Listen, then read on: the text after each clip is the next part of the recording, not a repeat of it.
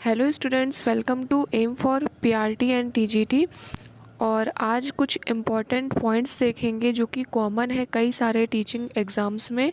कुछ ऐसे सब्जेक्ट्स हैं जो ऑलमोस्ट एवरी टीचिंग एग्ज़ाम्स में आते हैं, तो एक साथ आपके 3-3 4-4 एग्ज़ाम्स की तैयारी हो सकती है। तो मेरा तो यही मानना है कि आप फोकस एक किसी पर्टिकुलर एग्ज़ाम पर रखिए, लेकिन क्योंकि कंपटीशन इतना हाई है तो उस हिसाब से आप कोशिश करिए कि जो सब्जेक्ट सभी में कॉमन है, सभी में काम आने हैं, तो आपकी सारी प्रिपरेशन एक साथ ही हो जाएगी। जैसे KVS, PRT, TGT, primary super TET, junior super TET और एनवीएस के जो टीचिंग एग्ज़ाम्स होते हैं उनके कुछ सब्जेक्ट्स कॉमन हैं जो इन सभी में ही आते हैं। तो कौन कौन से वो कॉमन सब्जेक्ट्स हैं, इनके बारे में हम देखते हैं। तो यहाँ पर सबसे पहले है जीके और करंट। ठीक, जीके और करंट सबसे ज़्यादा इम्पॉर्टेंट है क्योंकि ये इन सभी एग्ज़ाम्स में पूछा जाता है। चाहे आप केवीएस की तैयारी कर रहे हो, चाहे आप स्टेट सुपर टेट की तैयारी कर रहे हो, या फिर एडेड जूनियर की तैयारी कर रहे हैं, जूनियर सुपर टेट की, तो वहाँ पर जीके और करंट के क्वेश्चंस ज़रूर आते हैं। तो आप जीके और करंट जो तैयार करेंगे वो सिर्फ आपके एक एग्ज़ाम में काम नहीं आ रहा, दोनों ही एग्ज़ाम में काम आ रहे हैं।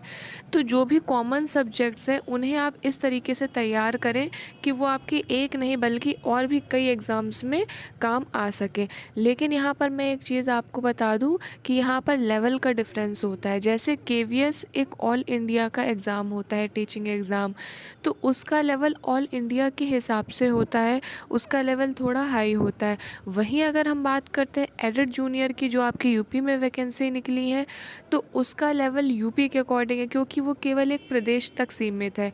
तो यहाँ पे डिफरेंस सिर्फ लेवल का होता है, क्वेश्चन की टफनेस का होता है, बाकी सब्जेक्ट जो होते हैं वो सेम ही होते हैं।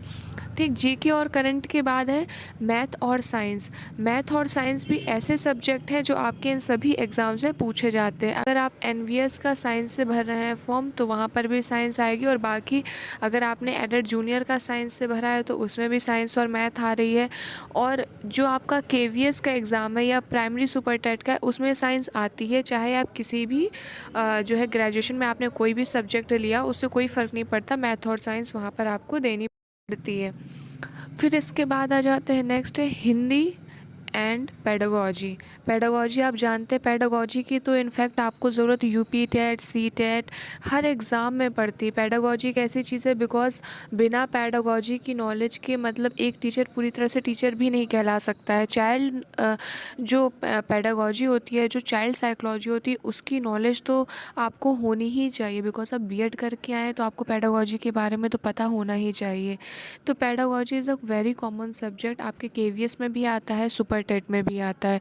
तो इसलिए इस सब्जेक्ट को भी आप बहुत अच्छे से पढ़ेंगे, और जिनका यूपी टेट या सी टेट एग्ज़ाम नहीं है तो उनके लिए तो पेडागोजी इम्पॉर्टेंट है ही।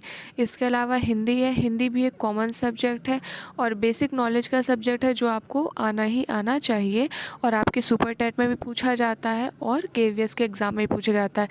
और इस समय कंपटीशन बहुत ज़्यादा है, तो इसलिए आप जो भी सब्जेक्ट्स की तैयारी करें सबसे पहले आप सिलेबस उसका सामने अपने डेस्क में या कहीं दीवार पे आप लगा लें, और फिर जो भी कॉमन सब्जेक्ट्स हैं, कॉमन पॉइंट्स हैं, उन सभी एग्ज़ाम्स में उसको हाईलाइट कर लें। इससे आपको पता चलता रहेगा कि आपने एक टॉपिक पढ़ा है, वो एक टॉपिक आपका कितने एग्ज़ाम्स में काम आ सकता है। एक साथ आपकी 2 से 3 एग्ज़ाम्स की तैयारी बहुत आराम से हो जाएगी।